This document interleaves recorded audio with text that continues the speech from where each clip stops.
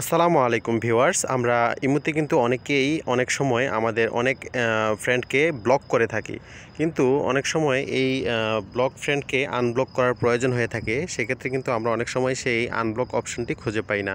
তো সেক্ষেত্রে আমরা যদি কাউকে আনব্লক করতে চাই, সেক্ষেত্রে কীভাবে করব তা শিখে নেব এই টিউটোরিয়ালে।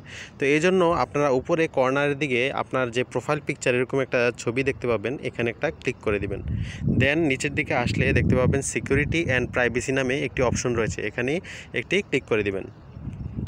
দেন নিচের দিকে আসলে দেখতে পাবেন ব্লকড লিস্ট নামে একটি অপশন রয়েছে, সেখানে চলে যাবেন। তো এই ব্লকড লিস্ট অপশনটিতে আসার পর কিন্তু আপনারা যাদেরকে ব্লক করেছেন এ পর্যন্ত, সেইখানে এই লিস্টটা দেখাবে। তো দেখতে পাচ্ছেন আমি এখানে মাত্র একজনকে ব্লক করে রেখেছিলাম, সেটা এখানে দেখাচ্ছে।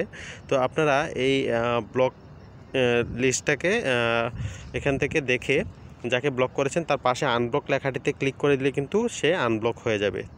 ঠিক আছে, তাইলে কিন্তু আপনি আবার তার সাথে কনভারসেশন বা সে আপনার সাথে চাইলে কনভারসেশন করতে পারবে।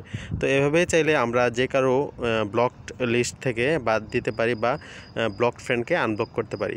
সো ভিউয়ার্স, ভিডিওটি ভালো লাগলে অবশ্যই চ্যানেলটি সাবস্ক্রাইব করে পাশে বেল আইকনটি বাজিয়ে দেবেন। ধন্যবাদ। আসসালামু আলাইকুম।